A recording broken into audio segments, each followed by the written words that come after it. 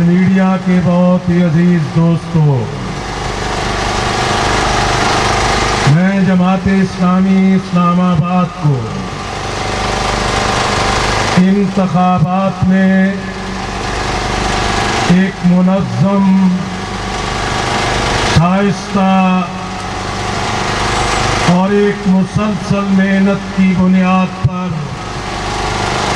انتخابی مہم پر مبارکباد دیتا ہوں۔ اور آج آپ نے اس احتجاج کا اہتمام کیا ہے۔ جناب میاں محمد اسکن صاحب نے،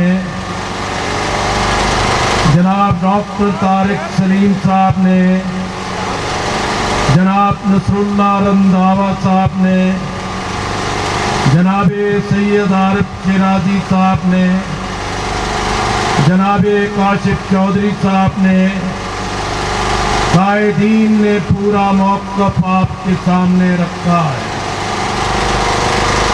1970 کے بعد یہ پاکستان کا 16واں انتخاب تھا اور لوگوں کی توقعات تھی کہ انتخاب کنڈکٹ کرنے والے ریاست کی طاقت اور قوت رکھنے والے ماضی سے سبق سیکھیں گے، غلطیوں کا ازالہ کریں گے اور پاکستان کو صاف، شفاف اور غیر جانبدارانہ انتخابات دیں گے۔ میرے دوستو، پاکستان میں پہلے بھی انتخاب ہوئے۔ ہر 5 سال کے بعد آنے والا انتخاب پہلے سے زیادہ دھاندلی زدہ، انجینئرڈ اور من پسند نتائج لانے والا پاکستان کی مشکلات میں اضافہ کرتا ہے۔ 2024 کا انتخاب دھاندلی زدہ ہے، یہ مکروہ کھیل ہے۔ زور زبردستی اور سینہ زوری سے انتخابی نتائج تبدیل کیے گئے ہیں۔ میرے دوستو، یہ انتخاب کا نتیجہ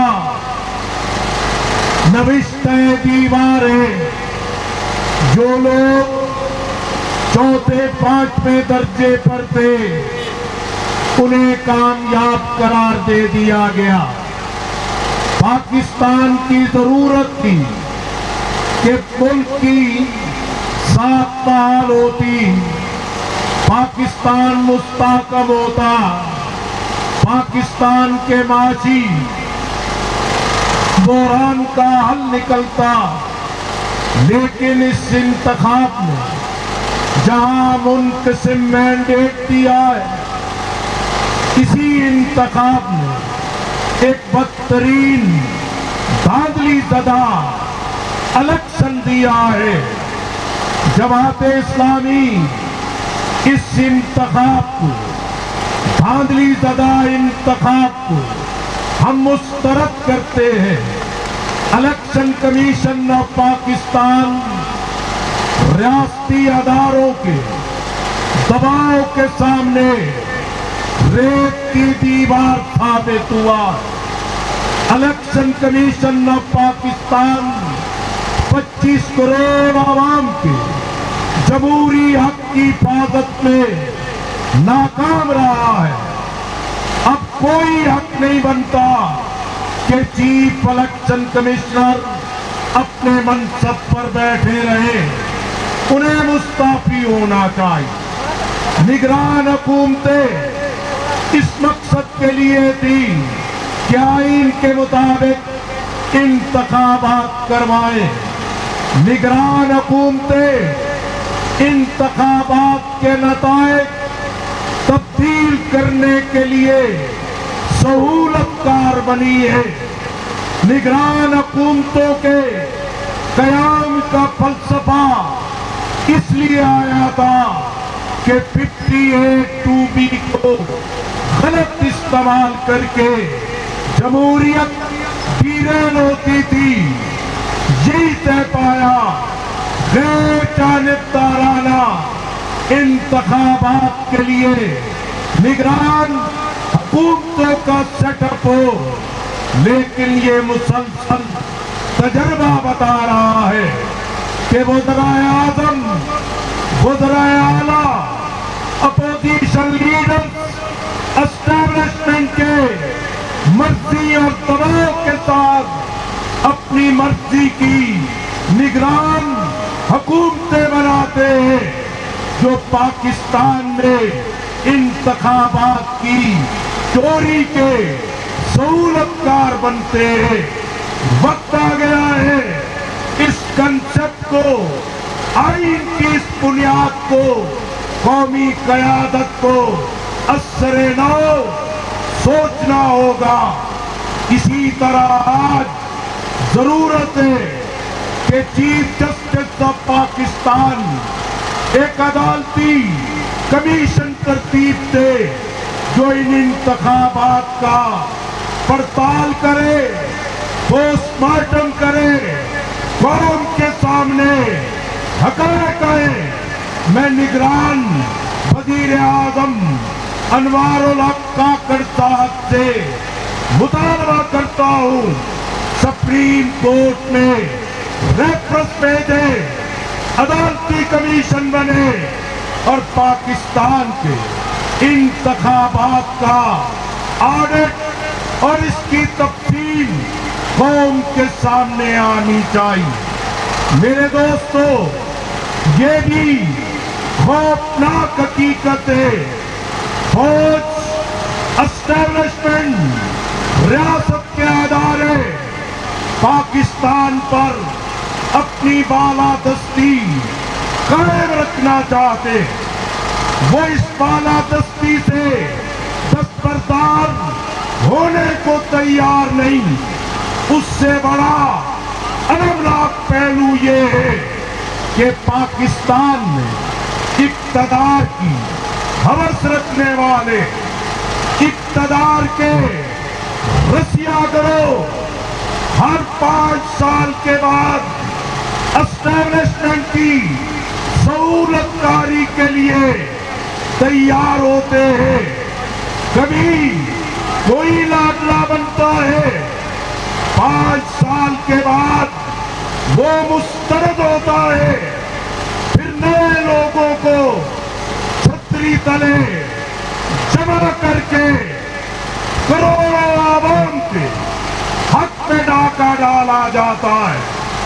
میں سمجھتا ہوں یہ پاکستان میں تنہا اسٹیبلشمنٹ نہیں، یہ جاگیردار، یہ وڈیرے، یہ چند صنعتکار، یہ چند دینی ادارے، یہ چند نام نہاد الیکٹیبلز، یہ اقتدار کی ٹکٹیں بیچنے والے، ٹکٹیں خریدنے والے، یہ کیسا غلط ہے جو پاکستان کی سیاست کے لیے روک بن گیا ہے۔ اس کا ایک ہی علاج ہے، قومی قیادت، جمہوری قیادت اپنی غلطیوں سے سبق سیکھے، قومی قیادت غلطیوں کا اعتراف کرے، قومی ترجیحات پہ قومی قیادت کم از کم ایجنڈے پر اکٹھی ہو۔ میرے دوستو، یہ شہباز شریف صاحب، آصف زرداری صاحب عدم اعتماد کی تحریک کے مرحلے پر ہمارے پاس آئے۔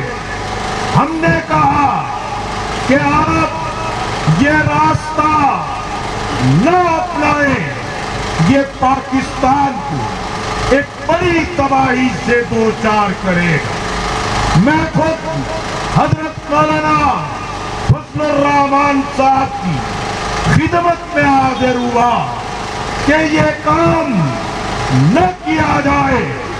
ہم نے عمران خان صاحب سے بھی ملاقاتیں کی، ہم نے یہی کہا کہ سیاست میں ڈائلاگ ضروری ہوتا ہے، سیاست میں بات چیت ضروری ہوتی ہے، سیاست میں بات چیت کے دروازے بند ہو فائدہ کوئی اور اٹھاتا ہے۔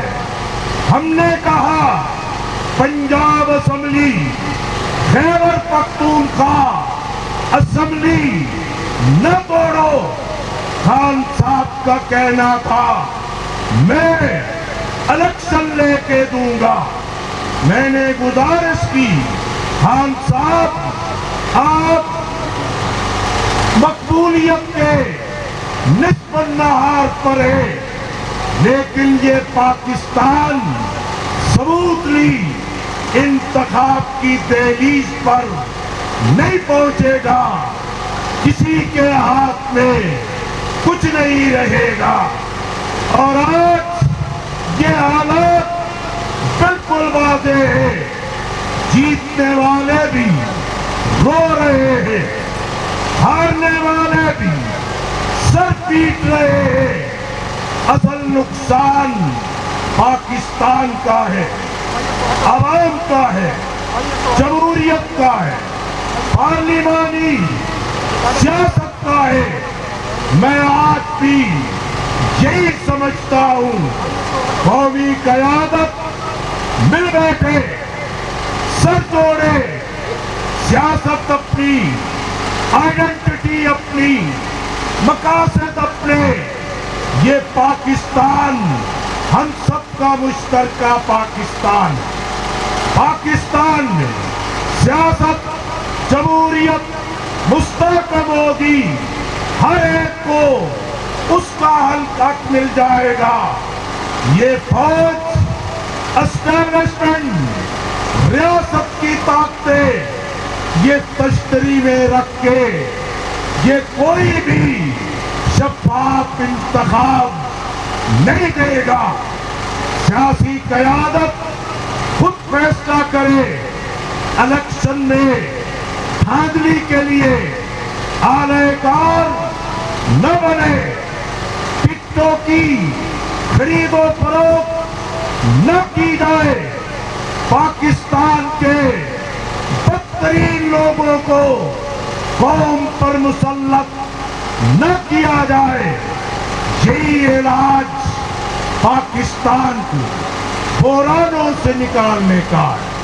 میرے دوستو، جماعت اسلامی نے حکمت عملی بنائی، جماعت اسلامی نے لایا عمل بنایا، ہم پر بڑے دباؤ ہے کہ پی ڈی ایم میں شرکت کر لے، عدم اعتماد میں حصہ لے لے، حکومت میں حصہ لے لے۔